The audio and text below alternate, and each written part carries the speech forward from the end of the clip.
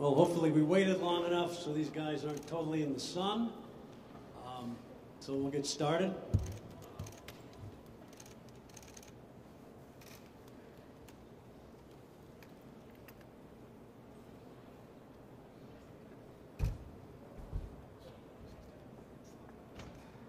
And we'll go back to John Daniels. All right. Thank you again, John. Obviously, we're here to introduce Corey Seager and his wife Maddie to our Rangers family. I have a special announcement for Rangers Hall of Famer Chuck Morgan that he asked me to share with everybody. On rapid timing, we have a Corey Seager bobblehead night on July 9th this summer, and a Marcus Semien bobblehead on August 13th. So get your tickets now.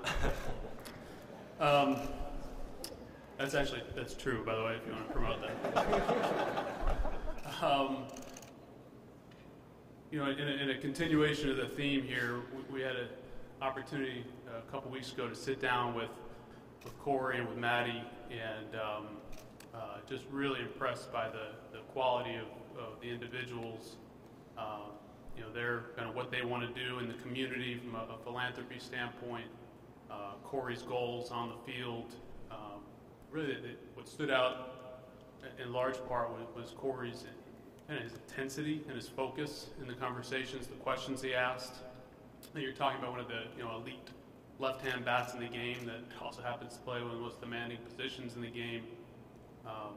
Obviously, his relationship with Woody, we had a pretty good insight going into the process, but came out of it equally or more so convicted that this was just the perfect fit for us and just something that we wanted to recommend to ownership, to invest in as one of the pillars of this club. And I go back to our scouting director Kip Fagg when Corey was in high school, him raving about him, and Kip wanted to land him that year, and we thought we were going to get him, and Scott called and broke our hearts a few picks earlier. The Dodgers jumped in, but fast forward now, and we're excited to be able to welcome him here. And you're talking about has decorated a young player in the game through age 27, what he's accomplished, and yet because of that intensity, work ethic, and what he wants to do, and his physical and mental talents and drive, we genuinely believe that the best is ahead of him, and he's going to enjoy those productive years in Ranger uniform and in front of our fans and helping lead this team to great things. So I'm going to turn it over to CY. Thanks, JD. Again, not a ton I can add here, as JD did a great job describing who Corey Seager is and why he's the right person for the Texas Rangers.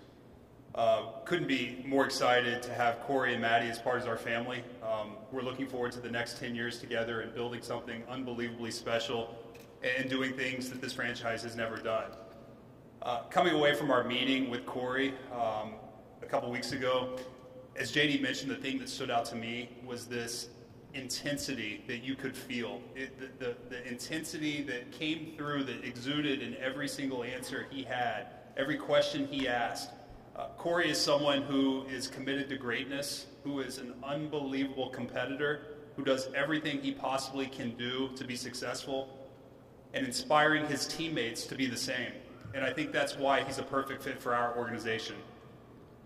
As I said, today's a very, very special day, and it gives me great pleasure to introduce our new shortstop, Corey Seager.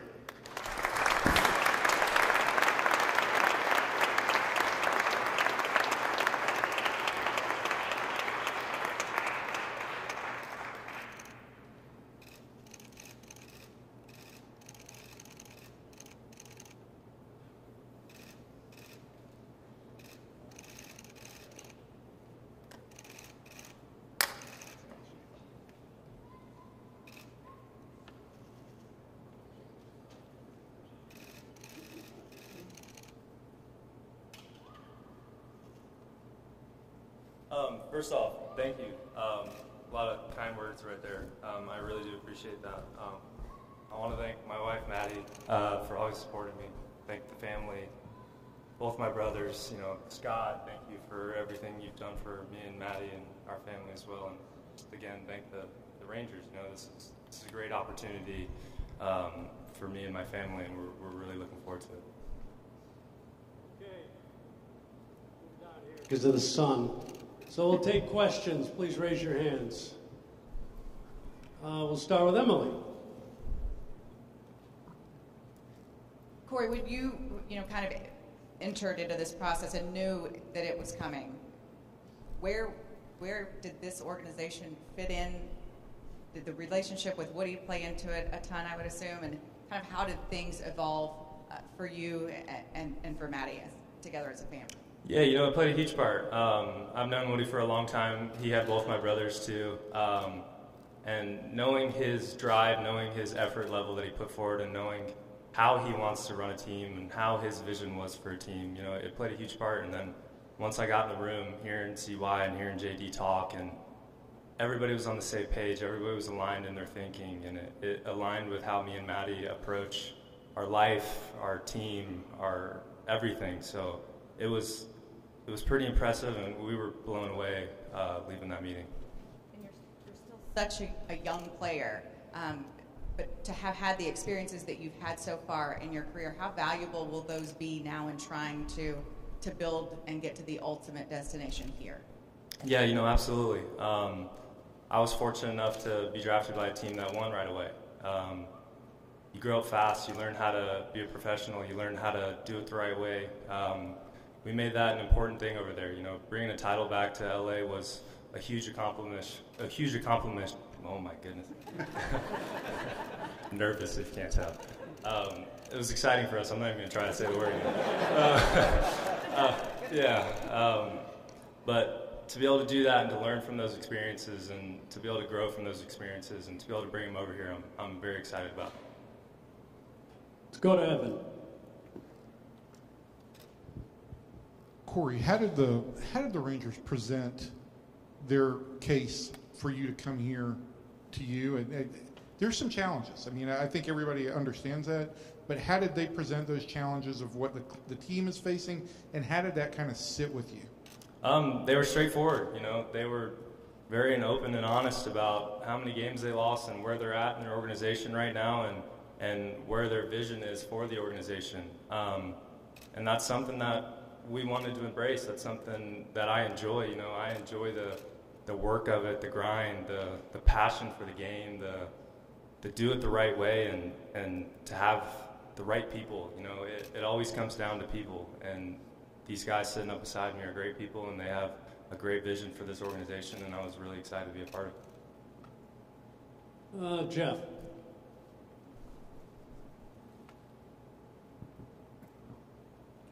Coming into this season, you were the all-time leader in home runs in this building. Seriously, what do you like about? What did you enjoy about hitting here? And then also, you won a World Series in this building. What does this place mean to you? Yeah, it was a fun time in my career during that. We've seen the ball all right that little stretch through that postseason.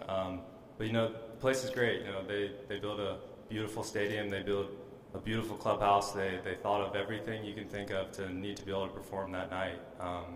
And it's inspiring. It shows you the direction they want to go. That they're all in. They're ready to move forward with this, and they're ready to turn this organization around. And it's exciting. Chris.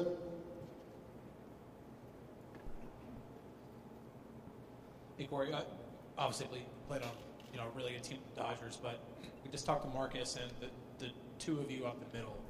How do you feel going into that, being able to play alongside a player who's finished third in the MVP voting the last two full seasons? Yeah, how can you not be excited about that? Not only the elite player, elite person, carries himself well. He's a great teammate. There's not a bad word being said about Marcus Semien, and to be able to learn from somebody who's that talented and to take little things that he does in his game that I might not, to be able to bounce off each other and to be up the middle here for a long time is very exciting. Nui? For Corey, 10-year deal, what do you want to see? What has to be happening for you to make this a successful 10 years with the Rangers? And for Scott, are there any opt-outs in this contract at all? Believing in the people. It always goes back to the people. Culture is built by people. And hearing these guys talk and knowing Woody and knowing what they're about and where they want to go, it really hit home. You know, it's going to be a challenge. You know, we got some work to do, and they've already done that. You know, going out and getting guys like Simeon, like Cole, like John Gray. You know, that's the first step in building a winning organization, is going out and getting guys to be leaders, know what it's like to be there, and to be able to perform and to change and to learn from each other and to teach younger guys. You know, that's what it's all about here, and we're up for the challenge. Let's go to Stefan. John made a second Oh, half I'm to that sorry. question. Ironically, the opt-out began in Texas, and for Corey and Maddie, their calling to me and direction was to opt into Texas, and we plan to be here for the full 10 years. Yes or no? No. Okay, sorry, Stefan. Corey, how important was the idea that this club, that you weren't just going to be the lone pillar taken in this offseason? How important was that aspect of it for you? Sorry. Yeah, it probably was the most important. You know, this is baseball. You know, you need a lot of guys. One guy's not going to be able to carry a team like that. You know, you can set a foundation and feel like you're guiding a team in the right direction, but it's going to take a lot more than one person. Go back to Jeff, then over to Skyler. Can you give a quick scan report on what it's like to face John Gray? He's good. Simple as that. You know, he's effective. The way he mixes pitches, mixes speeds. He knows how to use his fastball. He doesn't have to rely on it if it's not there, but he knows how to use it when it is. He's a guy that he's kept me off balance kind of my whole career. You know, it's been a little bit of a cat and mouse game with us so far, but it's a lot more exciting to be behind him than definitely in the batter's box. Let's see, back over to Skyler. Corey, how much did the impending lockout tonight and the deadline have to do with trying to get this decision done? It really didn't. You know, I wasn't really worried about doing it after, doing it before. It was just a great opportunity that fit me and my family and what we were looking for, and we jumped on it. Evan? Then I'll go to Levi. So, Corey, for you, and then I've got one for John and Chris, but the agreement with Marcus, how much more energy did that put into the talks between you and the Rangers? How much easier did it make for you to kind of make this commitment here? Extremely, you know, with all three of them so far. That was my biggest concern with them going in the meeting, was it can't just be me. It takes a whole clubhouse. It takes going out and getting guys when you need them, and they've proven that so far, and it was really exciting to see.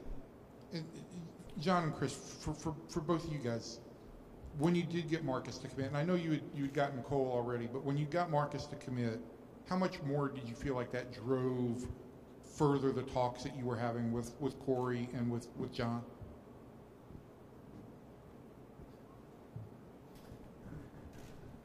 I mean, it didn't change anything on our side. You know, it didn't change how we evaluated the situation or our interest level in Corey or other players that we were talking to. The feedback we were getting in our conversations with Scott was that it was meaningful, but you know, it didn't really change anything on our side of it. Okay, other questions? Levi. All right, I'll start with a dumb one. Do you know Willie Calhoun from you guys' time together? I do. How did that conversation go about you wearing number 5? He was great about it. They reached out to me yesterday. He told me he was happy to give it to me, so I'm sure I'll find something to give him back.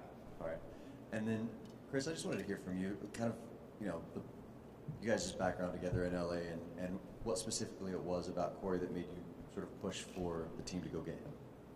Yeah, I think when we started this process, I've always known when Corey was going to be a free agent. We've had many talks through our time in LA, and the thing that resonates with me is that we shared a common understanding of what it takes to build a champion and what a champion is. I saw it firsthand for 3 years. The kid never took a pitch off. He was 22 years old when I had him, and it was pretty remarkable considering how hard he worked, how much he wanted to improve. He wanted to prove to the world that he was a shortstop. He's 6'4". You don't see that very often. Just the dedication that he had on a daily basis, the no-nonsense approach, the way he played the game, obviously it always resonated with me. Obviously, he's, with the bat in his hand, he's pretty special. But I think off the field, the teammate that he always wanted to be, the leader that he envisioned being.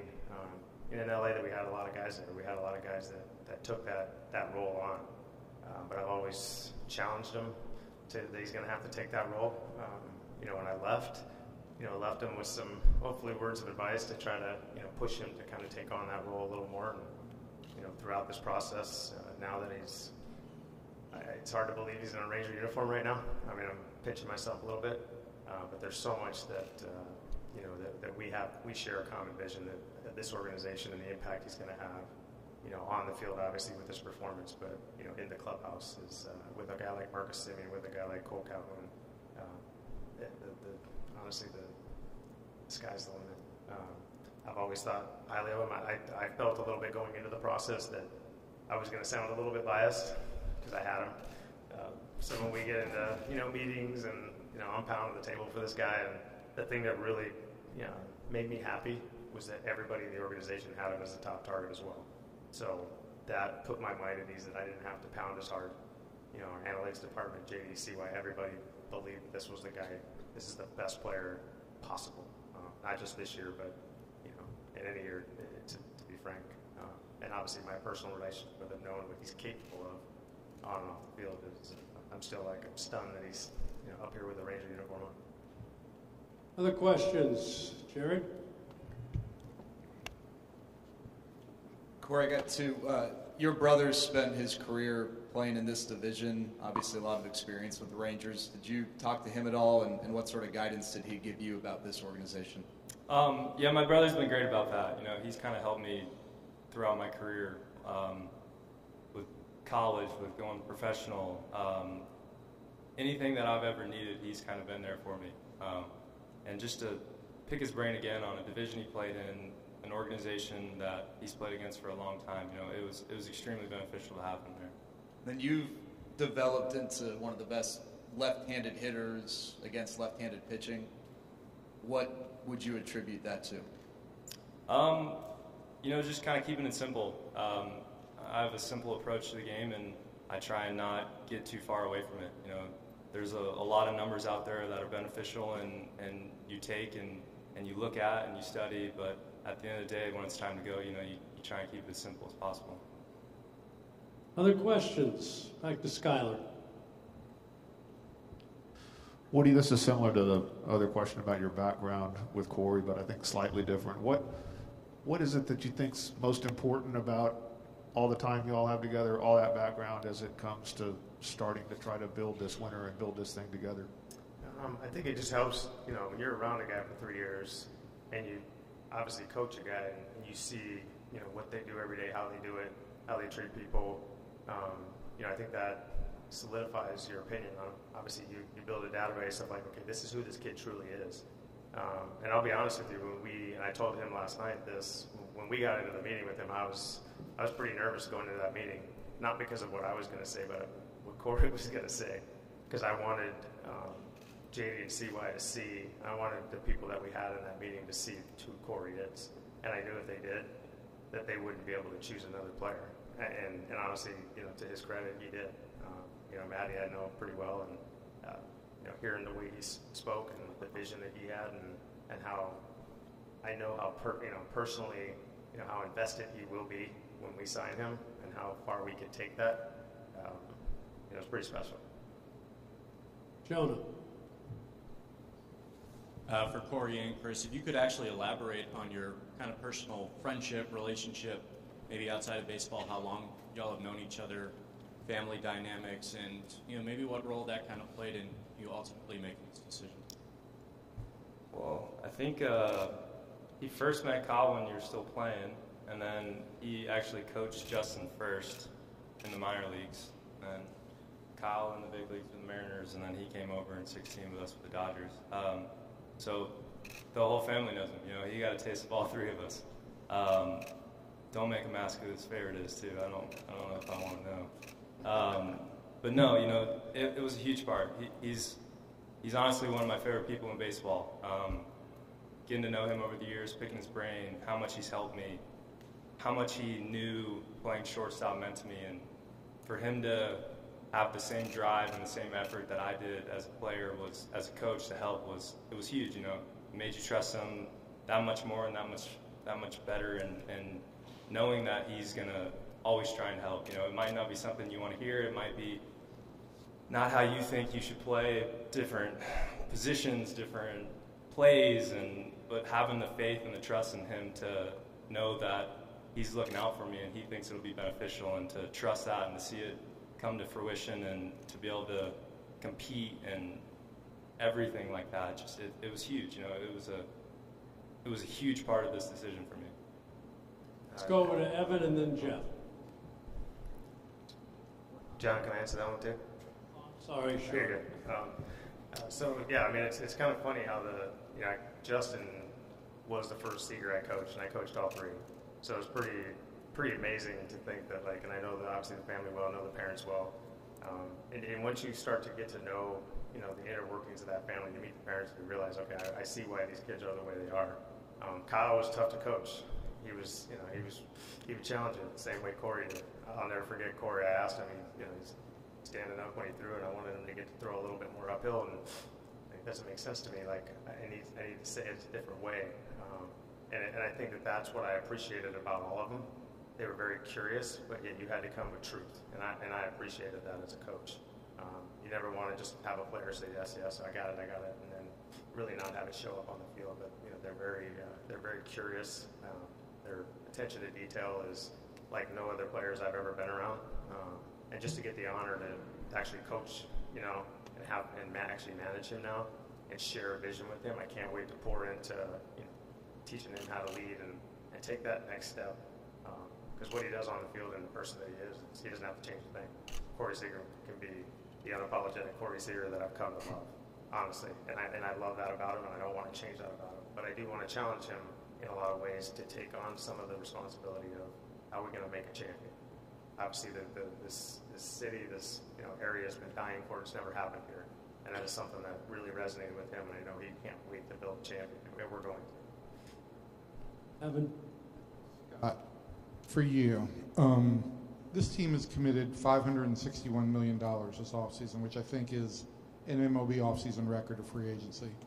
Can you just put into context a little bit of what your feeling is on the amount of heavy lifting that the Rangers have done in one offseason, going from where they were to where they envision they will be? The theories of winning in baseball are varied.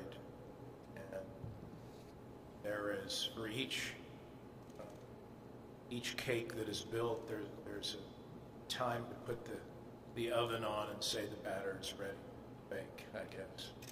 And when you look at organizations and you look at things, I have a privilege of being around great players and getting to listen to this.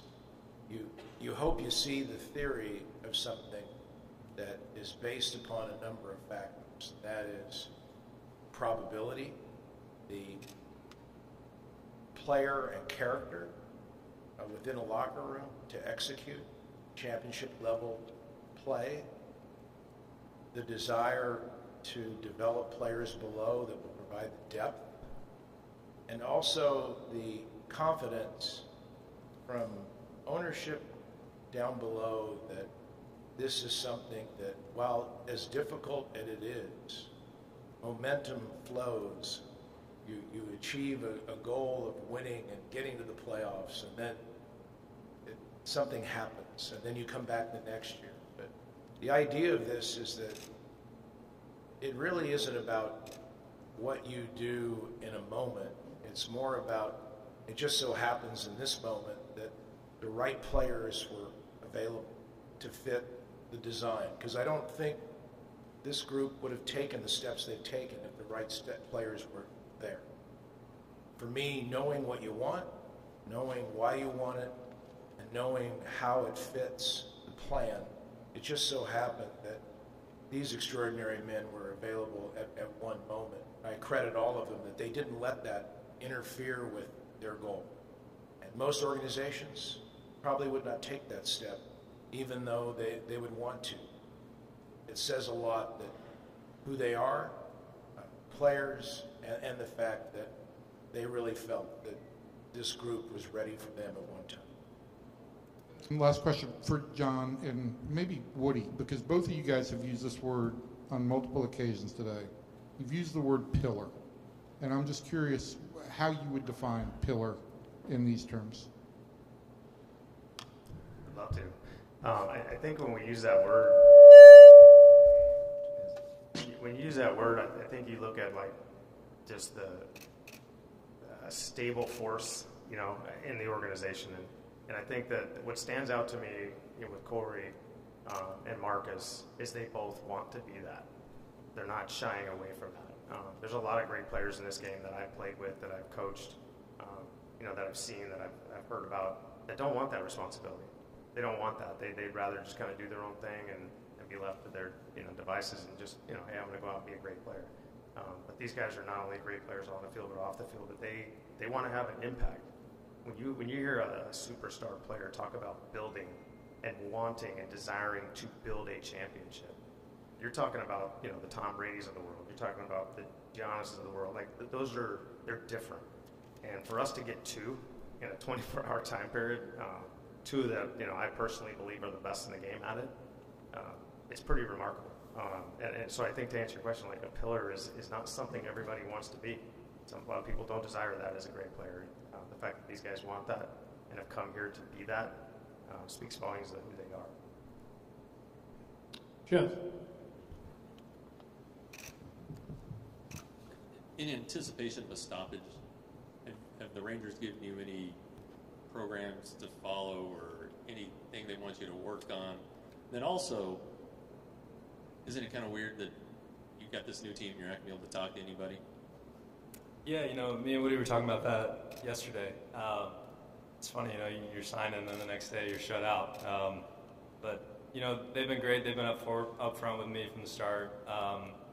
I know what to expect from them. They know what to expect from me, and I think we have a great relationship in that. They know I'm going to come prepared. They know I want to be prepared, and we're going to do everything to be prepared. Anything else? Okay. Thank you very much.